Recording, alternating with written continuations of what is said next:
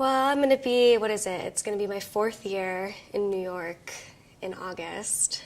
I moved out here. Honestly, it was such a split chance decision, last minute. I have been a performer my whole life in California. I've been singing since I was 5. I've been acting since I was 12.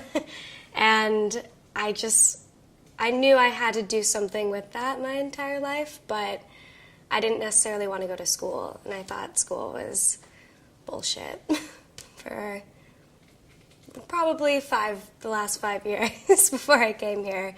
And I wanted to actually just jump into the world and try to be an actor. And I thought I was more talented than I was and thought I could actually make this work. But I was dating somebody at the time who was quite emotionally abusive, and we had a horrible relationship that was just constantly chaos, and we both were performers and we both were competing with each other at all times.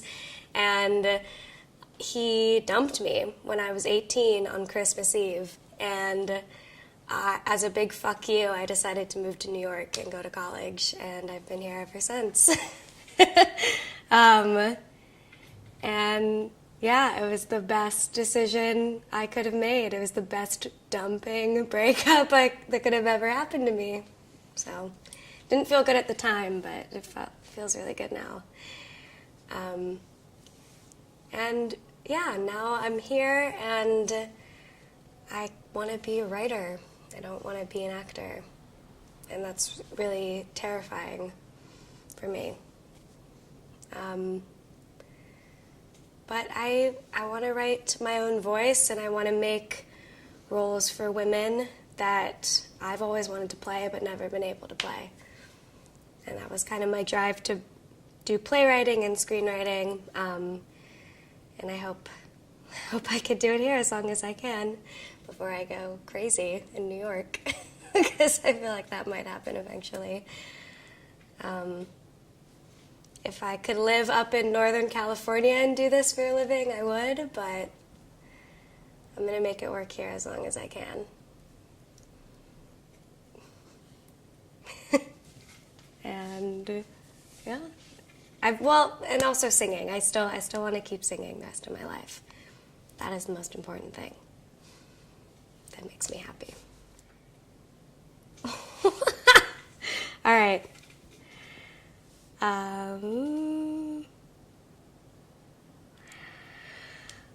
Lost my heart, but what of it? He is cold, I agree. He can laugh, but I love it, although the laugh's on me. I'll sing to him each spring, to him, and long for the day when I'll cling to him, bewitched, bothered, and bewildered am I. Bewitched, bothered, and bewildered am I.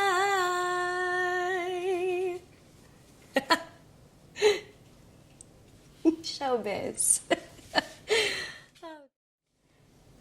Well, most of my plays are about relationships. That is something I've always been in. This sounds strange. I've always been involved with somebody since I was a little girl. Whether it was a really intense crush that you are obsessed with a little bit, or a best friend. But I definitely think I'm one of those that falls in love really quickly and really deeply. And it might seem a little manic at first. And I've tried to sway away from that a little bit, because I've met a few assholes along the road, but I don't know. I just always find myself, I love being in love. I'm really good at being in love. And I really love people. And it's like, I'm an empath. I listen, and that's what I care about most. That's when I'm happiest. Yeah, and I think that has served me positively and negatively. I think, especially when I was younger, I really had this thing where I wanted to take care of people, and I wanted to help them and try to make them better for like who they wanted to be. It was like a nurturing, motherly complex that don't really know where it came from, but the first 2 relationships I was in was definitely that. I think I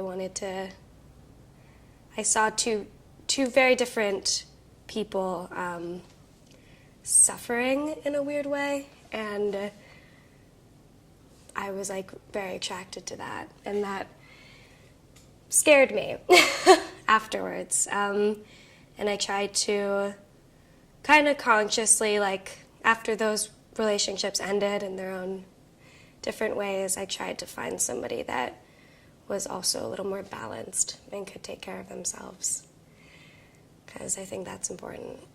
You can't be in a relationship just to take care of somebody.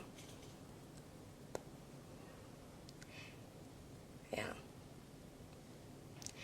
And I really don't know where that came from. I mean, in a lot of ways, it's like my mom is very nurturing, but not in like the same affectionate way I am in. She's really good at knowing what to do in the moment and for every moment, but don't necessarily know if she has like the loving touch that I did. But at the same time, she could separate herself easier from her partner, and ultimately she left my dad for that reason. But I don't know, I've had a hard time in the past separating myself from my partner, especially if sex is involved. And yeah, that's something I'm working on, and I think I will be working on for years. But I don't know.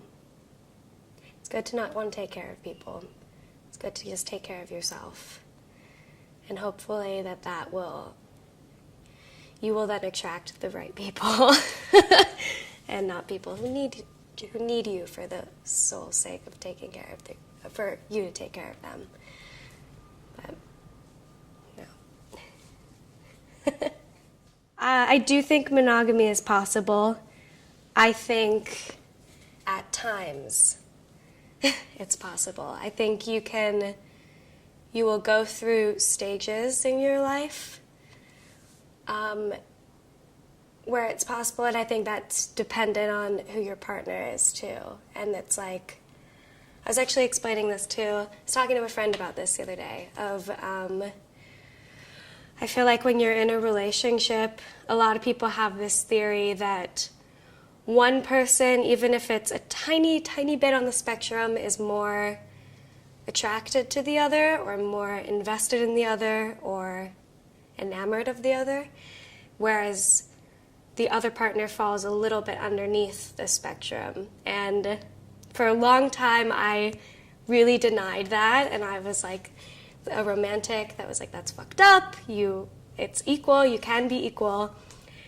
And I think the beauty of that is that you're on the spectrum with your partner, and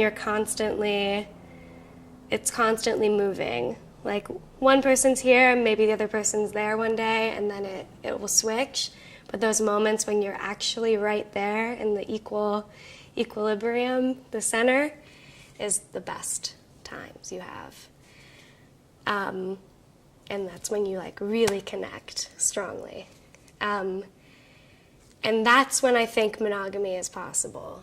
But I don't believe that you can have one love for your whole life. I think you were born with many loves, and I think that's a good thing. And relationships can make that really scary, being committed to one person. But yes, I think it is possible in the moment with the right person. But I don't think you should live your whole life with one person. And I think, yeah, and I think that soulmate love can come in different forms too. They don't have to always be romantic. I think I met one of my soulmates when I was 3 years old, and it was the only other girl in the shitty private Lutheran school we were in that didn't believe in God. And we were on the playground one day and knew about sex earlier than everyone else did, and I was like, she's one of my soulmates, because we ended up living our entire life just like the best of friends, and she knows me better than anybody in this whole world, and that's something I'm thankful for. And we've grown very differently, but you know, I think she's one of my soulmates, and I will have more along the way. And I think I've met some in the time, you know, for as long as it took. If it was very short, if it was 6 months, that was my fucking soulmate for 6 months. But yeah, and I don't have trouble being monogamous when I'm in love with somebody, but yeah, I try not to look to the future as like an absolute, that you're forever going to be with this person, because I don't think that's real. And if it does happen, it happens, but I don't think it's something to plan for.